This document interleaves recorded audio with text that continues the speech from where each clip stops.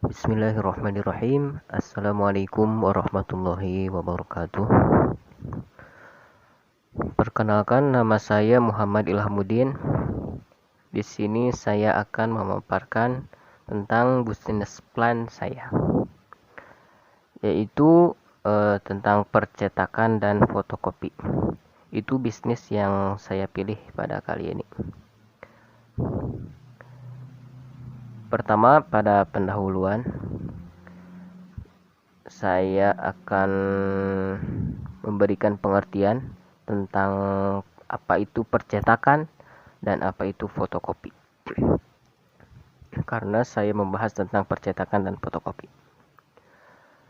Bisnis percetakan merupakan salah satu bentuk usaha yang memproduksi gambar atau tulisan dengan menggunakan suatu alat, yaitu printer atau mesin cetak di atas suatu media seperti kertas, baju, dan lain sebagainya.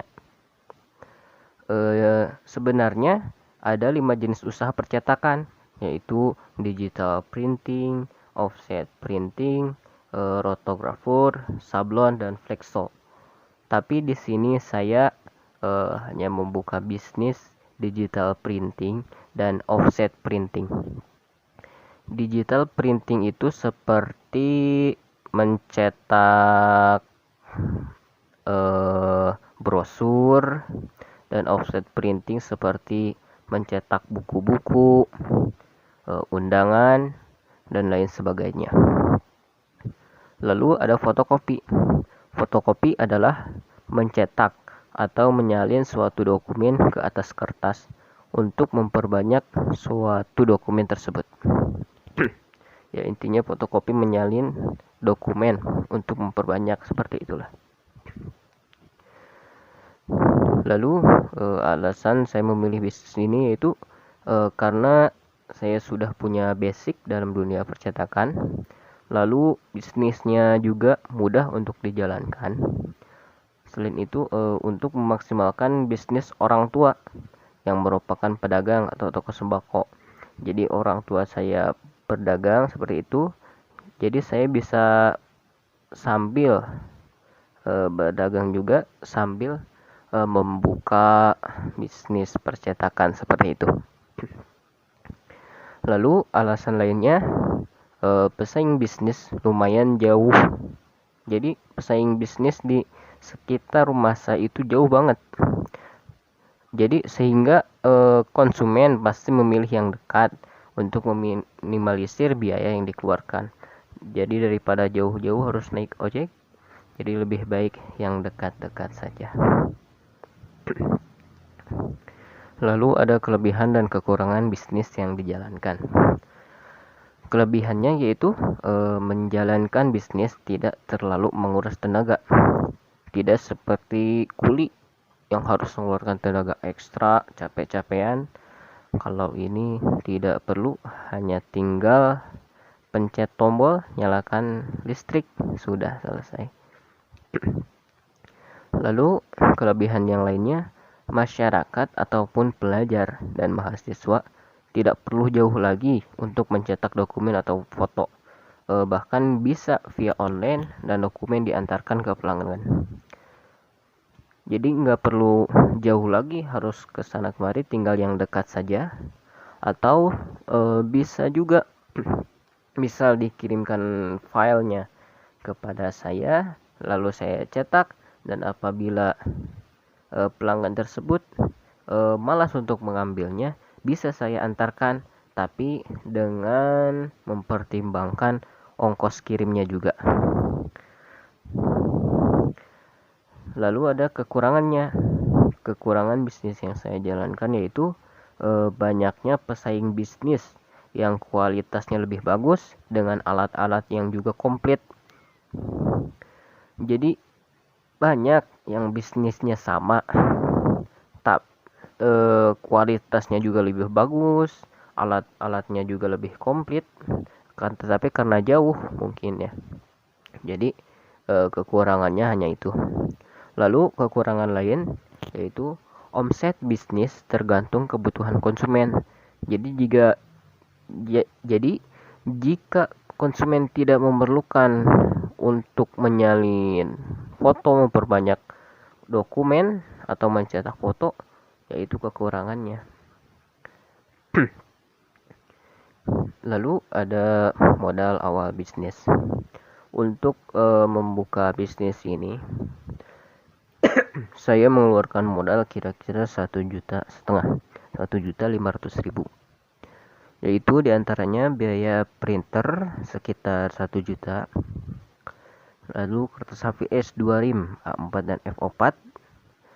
Kenapa saya memilih A4 dan F4? Karena rata-rata dokumen itu terdiri dari A4 dan F4. Dan saya untuk awalan hanya menyediakan 2 rim saja, dan apabila habis atau kekurangan bisa nanti beli lagi, daripada banyak-banyak dan tidak terpakai, jadi sayang-sayang. HVS 2 rim A4 F4 kira-kira 80.000. Lalu kertas glossy photo paper untuk mencetak foto, ini khusus kertasnya, kira-kira 30.000.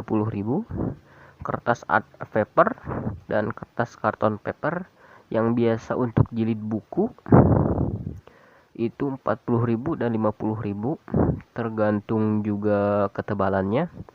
Lalu biaya lain-lain seperti listrik atau biaya yang di luar dugaan. Jadi totalnya kira-kira 1.500.000. Lalu ada perkiraan pendapatan. Perkiraan pendapatan, saya memberi harga per fotokopi 250 per lembar.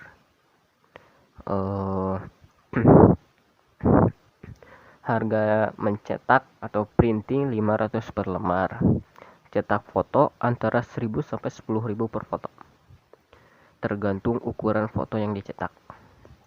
Nah, jika diibaratkan per hari menghabiskan 1 rim itu sama dengan 500 lembar, kira-kira 300 untuk fotokopi dan 200 printing, maka bisa diambil kesimpulan 300 kali 250 sama dengan 75.000, 200 dikali 500 sama dengan 100.000, jadi 175.000.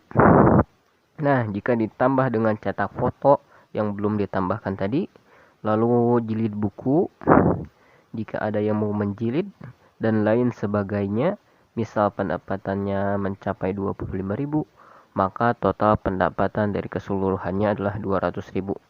Ini masih laba kotor alias belum dipotong untuk modal selanjutnya.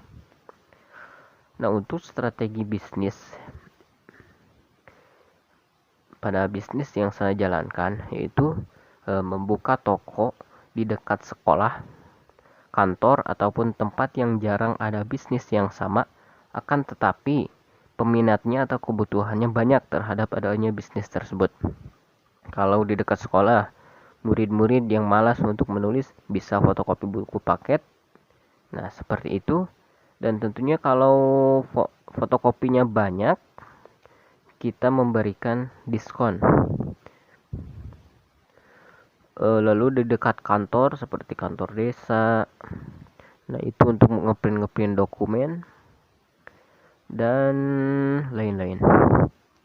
Lalu strategi bisnis yang kedua, melayani percetakan via online ataupun via pemesanan, dan dokumen bisa diantar dengan mempertimbangkan ongkir terlebih dahulu. Nah, ini seperti yang saya gambarkan tadi pada pendahuluan kalau tidak salah, kelebihan dan kekurangannya. Lalu strategi yang ketiga, mempromosikan bisnis lewat media sosial ataupun saling berbagi informasi kepada orang lain. Jadi saya bisa promosi bisnis yang saya jalankan lewat media sosial saya. Jadi misal saya membuka bisnis tertentu, bisa dengan anu dan sebagainya, atau bisa juga lewat obrolan dengan orang lain. Jadi orang lain memberitahu orang lain dan yang lainnya saling memberitahu. Jadi akhirnya berita pun tersebar dan akhirnya mereka bisa bisa menjadi pelanggan saya, seperti itulah. Lalu terakhir ada moto bisnis. Moto bisnis saya yaitu mulai dari yang kecil dan menjadi besar di kemudian hari. Jadi saya mengibaratkannya, saya sekarang memulai bisnis dengan modal yang sangat minim, dengan peralatan seadanya, dan kualitasnya tidak bagus-bagus amat, yang biasa saja. Tapi jika penghasilan strateginya bagus, maka suatu hari nanti bisa membeli alat yang lebih berkualitas, yang lebih hebat, dan hasilnya pun bisa lebih mantap. Lalu moto bisnis yang kedua, bisnis boleh sama, yang penting strateginya berbeda. Jadi saya melihat bisnis-bisnis yang sama dengan saya, tapi mereka tidak punya strategi. Jadi asal membuka toko dan mulai berbisnis. Nah, jika saya mempertimbangkan strateginya juga. Selain strategi, jadi melihat faktor-faktor yang lain. Mungkin cukup sekian pemaparan dari saya tentang bisnis plan yang saya ambil. Sekian dari saya. Wassalamualaikum warahmatullahi wabarakatuh.